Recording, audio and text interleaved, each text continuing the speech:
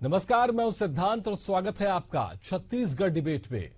छत्तीसगढ़ में विपक्ष की कमान संभाल रही कांग्रेस पर मुसीबतों का एक और पहाड़ गिर गया है।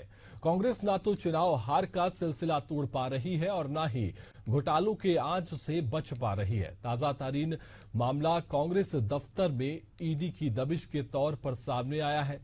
ईडी ने कांग्रेस महामंत्री मलकीत सिंह गैंदू को हाथों में समन सौंपा है और 4 बिंदुओं पर जानकारी मांगी है। पड़ताल में बात सामने आई है कि इस समन के तार भी कथित शराब घोटाले से जुड़े हुए हैं, तो दूसरा तार एक बार फिर पूर्व मुख्यमंत्री भूपेश बघेल और पूर्व आबकारी मंत्री कवासी लखमा की तरफ इशारा कर रहा है। इस पर सत्ता पक्ष और विपक्ष के नेताओं ने वार पलटवार किए हैं। उस पर पहले नजर डालते हैं, लेकिन जो है चर्चा को आगे बढ़ाएंगे उससे पहले आपको सुना देते हैं क्या कुछ कहा है नेताओं। देखिए, ईडी की कार्यवाही शराब घोटाले को लेकर जांच चल रही है और लगातार जो जांच की प्रगति है वो हम सबके सामने आती जा रही है। ईडी ने जांच के दौरान कई लोगों को गिरफ्तार किया है और पूछताछ में जो तथ्य, जो साक्ष्य ईडी को मिल रहे हैं, उसके आधार पर जांच की कार्यवाही को ईडी लगातार आगे बढ़ा रही है। अब जांच में तथ्य पाए होंगे ईडी ने, उसके आधार पर ईडी की अपनी कार्यवाही है। पर कांग्रेस पार्टी अनावश्यक इस पर राजनीति कर रही है। किसी जांच एजेंसी को जांच करने से कैसे आप रोक सकते हैं? यदि उनके पास तथ्य है, साक्ष्य है, आधार है, तो जांच पर भी इन्हें आपत्ति हो रही है। ये दुर्भाग्यजनक है। हमारे पास एक एक रुपए का हिसाब है, पाई पाई का हिसाब है। हम लोग जानकारी देंगे, उसकी तैयारियां चल रही है। लेकिन क्या प्रदेश में, लेकिन फिर मेरा ईडी से सवाल, लेकिन प्रदेश में भारतीय जनता पार्टी कार्यालय कुशाभाऊ ठाकरे 5 स्टार होटल भी कम है, 150 से 200 करोड़ की लागत से बनी हुई है। क्या ईडी उनकी भी जांच करेगी क्या? हमारा सवाल है, आखिर पैसा कहां से आया? चलिए, इसी विषय पर चर्चा के लिए हमारे साथ खास मेहमानों का पैनल जुड़ चुका है। सभी से आपका परिचय करा देते हैं। हमारे साथ कांग्रेस प्रवक्ता के.एस. चौहान जुड़ चुके हैं, आपका स्वागत है सर। वहीं कांग्रेस प्रवक्ता शिल्पा देवांगन हमारे साथ जुड़ चुकी हैं। माफी चाहेंगे, के.एस. चौहान बीजेपी प्रवक्ता हमारे साथ जुड़ चुके हैं। सर, आपका स्वागत है। और मेरा पहला सवाल जो है कांग्रेस प्रवक्ता शिल्पा देवांगन जी आपसे है कि किस तरह से देखा जाए जो मामला उठा शराब घोटाले से लेकर के कवासी लखमा तक, और वहां से उठा बवंडर जो है अब कांग्रेस दफ्तर तक पहुंच गया है, क्या कहेंगे आप? नमस्कार जी, देखिए, भारतीय जनता पार्टी किस तरीके से संवैधानिक संस्थाओं का दुरुपयोग करती है, ये आज के परिदृश्य में स्पष्ट नजर आ रहा है जी। कि जिस प्रकार से कांग्रेस के कार्यालयों पर छापा मारा जा रहा है, कांग्रेस के कार्यालयों के निर्माण के बारे में पूछताछ की जा रही है, और वहीं एक दूसरी तरफ तुलनात्मक अध्ययन देखें तो भारतीय जनता पार्टी जो कि जिसके कार्यालय 5 स्टार होटल के कैटेगरी के होते हैं, उसकी लागत कम से कम 150 करोड़, कुशाभाऊ कार्यालय का नाम जो है कुशाभाऊ ठाकरे कार्यालय, जो कि जिस परिसर में भारतीय जनता पार्टी का कार्यालय है, उसमें पूछताछ नहीं करती है। तो ये तुलनात्मक अध्ययन में यदि देखें तो ईडी जो है वो सिर्फ विपक्ष के नेता, विपक्ष के कार्यालयों पर ही कार्रवाई क्यों करती है, विपक्ष से ही पूछताछ क्यों करती है? यदि स्वतंत्र रूप से कार्य करने वाली संस्था है तो उन्हें सत्ता पक्ष और विपक्ष से कोई मतलब नहीं होना चाहिए। जब भ्रष्टाचार हुए हैं, जैसे कि 15 साल में भारतीय जनता पार्टी के समय में भी कई ऐसे भ्रष्टाचार हुए हैं, आप देखेंगे कई भ्रष्टाचार से सामने आए हैं, तो उस पर कार्रवाई करके उसको स्पष्टता से जांच क्यों नहीं करती? तो इसीलिए एक संदेह का माहौल बना हुआ रहता है कि 150 करोड़ वाले कार्यालय की जांच नहीं हो रही है और यहाँ 70-72 करोड़ रुपए कार्यालय की जांच हो रही है, जबकि उसका हिसाब कांग्रेस देने के लिए तैयार है, क्योंकि कांग्रेस हमेशा सपोर्ट करती है जांचों पर, कार्रवाई पर। हमारे नेता जब समन बुलाया जाता है तब आते हैं, जवाब भी देते हैं और हर तरीके से सपोर्ट और जांच करने में कांग्रेस पार्टी और कांग्रेस के नेता हमेशा सपोर्ट करते हैं। जी शिल्पा जी, आप एक सवाल यहाँ पर बनता है कि जो पूरा ये घोटाला है, यहाँ पर ईडी कह रही है कि जो दफ्तर बनाया गया है कांग्रेस के कार्यालय के रूप में, उसमें जो है 72 करोड़ का निवेश किया गया, उसमें 72 करोड़ रुपए खर्च हुए। और ये एक तरफ जो 3 साल तक यहाँ पर ईडी ने सवाल उठाए हैं कि 3 साल तक शराब घोटाला चला और उसमें कवासी लखमा को 2 करोड़ रुपए प्रति महीने मिलते थे और 72 का ही उसमें गुणा भाग बैठ रहा है करने पर। ये कैसे संभव हो पा रहा है? इससे भी एक सवाल उठता है। हम तो कह रहे हैं ना कि यदि ऐसे साक्ष्य हैं तो कांग्रेस पार्टी जांच करवाने के लिए बिल्कुल तैयार है।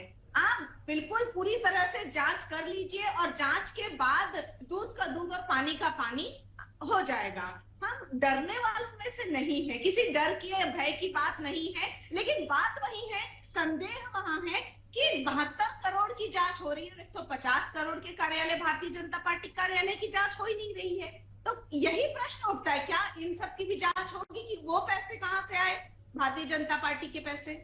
चलिए के.एस. चौहान जी, आप बताएं कि किस तरह से देखें, क्योंकि यहाँ पर तो जांच एजेंसी जांच कर रही है, ईडी पर भी यहाँ पर सवाल उठा दिए हैं शिल्पा जी ने। किस तरह से देखते हैं, पहली प्रतिक्रिया आपकी। देखिए सिद्धांत जी, सबसे मेन बात तो ये है कि ये जो कार्रवाई हो रही है उसका आधार क्या है? उसका आधार ये है, जो कार्रवाई जो चल रही है, जो आबकारी घोटाले में कार्रवाई चल रही है, उसका पैसा कहां कहां गया है, उन इमारतों को, उन भवनों को और उन संबंधित संतरी से लेकर मंत्री तक को पूछताछ की जा रही है। ये सिर्फ पॉलिटिकली ही नहीं, हम सब जानते हैं कि अधिकारी भी इसमें लिप्त थे, अधिकारी भी लिप्त थे, उनसे भी जांच पड़ताल की जा रही है। सिर्फ पॉलिटिकली जो लिप्त है उन्हीं से नहीं, बाकियों से भी जांच पड़ताल की जा रही है। दूसरा ये है कि अभी हमारी साथी प्रवक्ता बोल रही थी कि भाई 150 करोड़ लगाया गया है और वहां पर क्यों नहीं जांच पड़ताल की जाती भारतीय जनता पार्टी के कार्यालय में। तो मोहतरमा, मैं आपसे एक सवाल पूछना चाहता हूं आपके प्रसिद्ध चैनल के माध्यम से, और उन कांग्रेसी नेताओं से भी पूछना चाहता हूं जिन्होंने ये 150 का आंकड़ा लेके आए, 150 करोड़ का आंकड़ा लेके आए। सबसे पहले तो ये बताएं कि आप 150 करोड़ का आंकड़ा लेके कहां से आए हैं। उसके बाद हम भी जवाब देंगे, और हमारे को जवाब देने की जरूरत नहीं है। जितना आंकड़ा, जितनी लागत वहां पर लगी है, हमारे कोई भी कार्यालय में देख लीजिए, मैं कोई भी कार्यालय बोल रहा हूं, आप तो सिर्फ एक ही कार्यालय बोल रही हैं। हमारे जिले में जितने भी कार्यालय बने हैं, कोई भी जिले में बने हैं, उन सभी कार्यालयों में जो भी लागत लगी है, वो सभी का जो विवरण है, कहां से पैसा आया है, कितना पैसा लगा हुआ है, वो सभी इनकम टैक्स में दे दिया गया है और हमारे को बताने की जरूरत नहीं है। अब जो आप ये बोल रहे हैं कि 150 करोड़ का आंकड़ा, 150 करोड़ का आंकड़ा, तो आप तो सबसे पहले मेरे को ये बताएं, अपने जो आपके जो नेता हैं उनका भी जवाब दें आप कि 150 का आंकड़ा आया कहां से। पहले सबसे पहले तो ये जवाब दें। दूसरी बात, सिद्धांत जी, ये जो कार्रवाई है वो कार्यपालिका की, कार्यपालिका किसको जवाब दे रही है? तो न्यायपालिका को दे रही है। इसमें विधायिका का कोई रोल नहीं है। कोई भारतीय जनता पार्टी या किसी दल के बोलने से कांग्रेस भवन में या जो कांग्रेस भवन में जाके सभी को, वहां पर जितने भी पदाधिकारी थे, उन सभी को नोटिस नहीं दिया गया है। यहां पर उन लोगों को नोटिस दिया गया है जो इस आबकारी घोटाले 2002 करोड़ रुपए के आबकारी घोटाले में के उसमें नाम आए।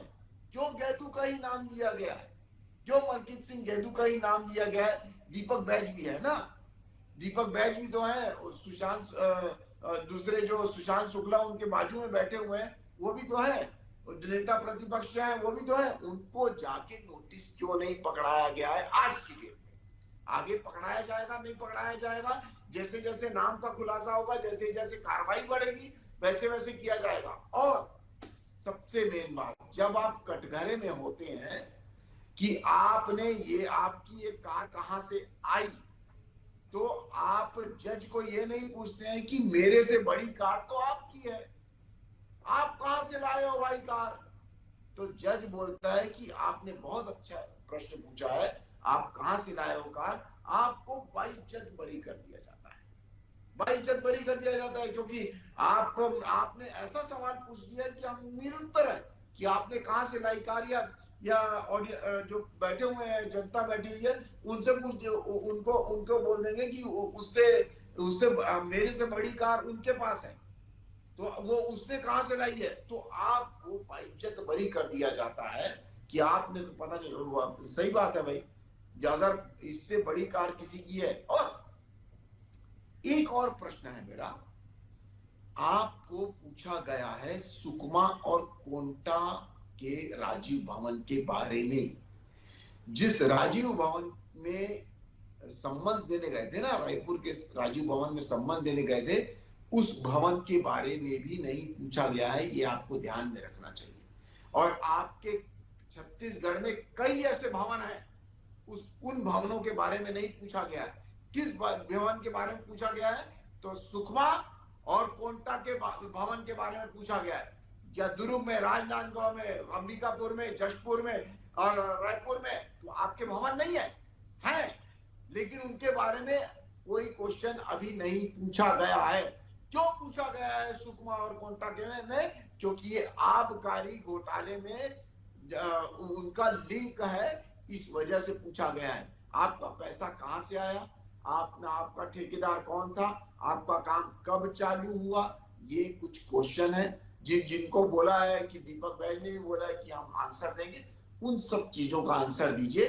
और इस चीज का भी आंसर दीजिए मोहतरमा कि आपको 150 करोड़ रुपया किसने बताया कि इस भवन में, भारतीय जनता पार्टी के भवन में लगा हुआ है, और ये कहां से। शिल्पा जी जवाब दे दीजिए, जवाब दे दीजिए।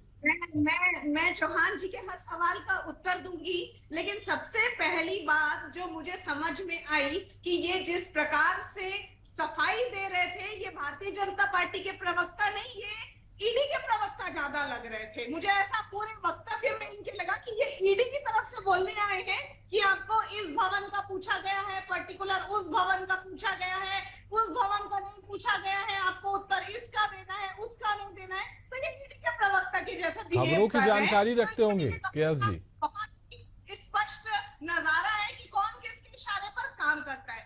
दूसरी एक महत्वपूर्ण बात है, जिस प्रकार से ये पूछ रहे थे, कह रहे थे कि आपका आंकड़े कहां से आए 150 करोड़ के, तो आपकी बातों में जो गोल मोल करके आपने घुमाया, उसी से ही समझ में आ गया कि हमने जो आंकड़े कलेक्ट किए हैं वो 100% सही आंकड़े कलेक्ट किए हैं। 150 करोड़ से ज्यादा हो सकते हैं, कम नहीं हो सकते।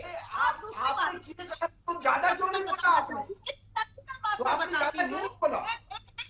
बात मैं बताना चाहती हूँ कि जैसे ही आप कांग्रेस के कार्यालयों को देखेंगे और उसी शहर या उसी जिला में भारतीय जनता पार्टी के कार्यालयों को देखेंगे, आप स्पष्ट रूप से अंतर देख सकते हैं कि भारतीय जनता पार्टी के कार्यालय 5 स्टार कैटेगरी के हैं, उसमें सभी सुविधाएं उपलब्ध है, परंतु कांग्रेस के जो कार्यालय है वो सिर्फ एक कार्यकर्ताओं के बैठने की व्यवस्था है, उचित बैठने की बस व्यवस्था की गई है। बहुत ज्यादा कुछ हाईफाई या फैसिलिटी या स्टार कैटेगरी की उसमें नहीं की गई है व्यवस्था। तो आप देख सकते हैं जो लागत है वो डबल ही रहती है, डबल क्या ट्रिपल रहती है, मैं तो यही कह सकती हूँ।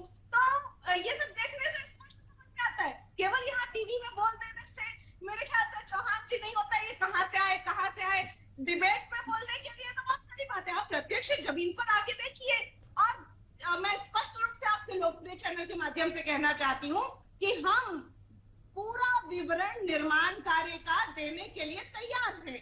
हम हर कार्रवाई का सपोर्ट करते हैं, जैसे कि देवेंद्र यादव जी के केस में भी हर बात हमने पूरा विवरण दिया, प्रश्न और उत्तर का जो भी सेशन था उन्होंने पूरी तरह से कंप्लीट किया। और यही भारतीय जनता पार्टी के प्रवक्ता टीवी में बैठ के बोलते थे कि देवेंद्र यादव जी के साक्ष्य यदि है आपके पास तो उनको जमानत क्यों नहीं मिल रही। आज देवेंद्र यादव जी की जमानत मिल गई, आप देखिए जमानत मिल गई, वो रिहाई होने के शिल्पा जी, रास्ते पे चल रहे हैं। शिल्पा जी, इसीलिए आप विवरण देने के लिए तैयार हैं, जांच में सहयोग करने के लिए तैयार हैं, लेकिन सवाल वापस वहीं पर शराब घोटाले में ही आ जाता है कि वहां से जो मुद्दा उठा और धीरे धीरे जो तार है यहाँ कांग्रेस भवन तक पहुंच रहे हैं और कोटा से ही वह विधायक हैं, तो उस तरह से देखा जाए तो ये कहीं फांस तो नहीं बनते जा रही कांग्रेस के लिए? राजनीतिक रूप से भी तो इसका जवाब देना बड़ा मुश्किल हो जाता है प्रवक्ताओं के लिए। देखिए, मुझसे सवाल है। जी जी शिल्पा जी, आपसे ही ये सवाल है। हम डरने वालों में से नहीं है, और जवाब देना मुश्किल क्यों होता है जब हमने पूरा विवरण देने और पूरा विवरण हम स्पष्ट रूप से रखने के लिए तैयार हैं, तो इसमें जवाब देने में मुश्किल होने की कोई बात नहीं है। राजनीति करना तो भारतीय जनता, हर मामले में राजनीति करना तो भारतीय जनता पार्टी का कार्य है।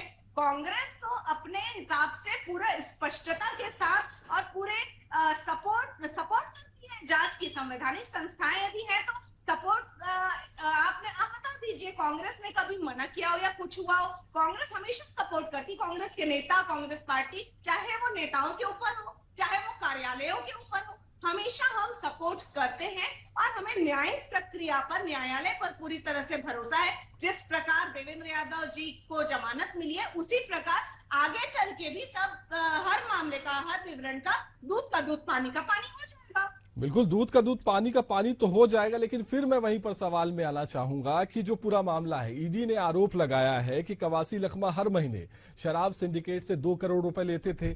उसके बाद शराब घोटाला करीब ये 3 साल तक चला और इसके बाद जो है लखमा ने करीब 72 करोड़ रुपए लिए और जो वहां पर जो भवन बनाया गया, कांग्रेस कार्यालय बनाया गया, उसकी कीमत भी जो है अनुमानित 72 करोड़ आकी जा रही है। ये गुणा भाग भी कैसे एक साथ मेल खाता हुआ नजर आ रहा है। ऊपर से ये जो पूरा मामला है शराब घोटाले से जुड़ा हुआ, उस पर आप स्पष्ट रूप से कोई जवाब नहीं दे पा रही हैं। आप जो है बीजेपी के जो कार्यालय हैं उनकी बात करें, उसकी भी बात करेंगे, क्योंकि बीजेपी के भी जो कार्यालय हैं 5 स्टार से कम नहीं है और काफी कीमत के भी बनते हैं, उस पर भी सवाल उनसे लेंगे। लेकिन पहले मेरा उम्मीद है कि आप इसका जवाब दे पाए। देखिए, इस बात की जांच चल रही है, एक बार जांच हो जाने दीजिए पूरा, उसके बाद ही दूध का दूध पानी का पानी हो जाएगा। हम तो किसी भी बात को छुपा नहीं रहे हैं, ईमानदारी के साथ विवरण पेश करने के लिए हम तैयार हैं। कल तक का वक्त है आपके पास में, ईडी ने कल तक का वक्त दिया जवाब देने के लिए। आदिवासी नेता है, कवासी लखमा आदिवासी नेता है, जी। वो हर प्रश्न का जवाब देने के लिए हमेशा तैयार है। उन्होंने जवाब दिया भी है अपने तरीके से, परंतु किसी भी विवरण को छुपाने का कार्य कांग्रेस पार्टी नहीं करती, तो हमें डर किस बात? चलिए, बिल्कुल बिल्कुल। केएस जी, आपसे जानना चाहेंगे, उनका भी आरोप है कि उनके जो 72 करोड़ का जो कार्यालय है उस पर आपकी नजर है और अपने 150 करोड़ के कार्यालय पर नजर नहीं है। उस पर भी आप जवाब दे दीजिए, क्योंकि काफी देर से वो सवाल पूछ रहे। सबसे मेन बात यह है सिद्धांत जी कि अगर पुलिस ने किसी मोटरसाइकिल को रोका है और उससे पूछ रही है कि आप अपना इस मोटरसाइकिल का आप कागज बता दीजिए, ये पैसा कहां से आया है ये बता दीजिए, कहां से आपने खरीदा है ये बता दीजिए, आप उसके बारे में वो ये सब कागज बोलेंगे, हम बाद में बताएंगे। सबसे पहले ये जो गाड़ी जा रही है बाजू से, आप उनसे पूछिए कि वो कागज कहां से लाए, वो कहां से खरीदे, उसका पैसा कहां से आया, आप ये पूछने लगे। आप इनके पास सीधा उत्तर नहीं है। मैडम प्लीज, मैं आपके बीच में नहीं बोला मैडम, मेरे को अपनी बात जी बोलिए बोलिए बोलने आया हूं। बोलिए क्या जी, मेरे को भी अपने बात रखने का वो है, क्या बोलते हैं, हक है मैडम।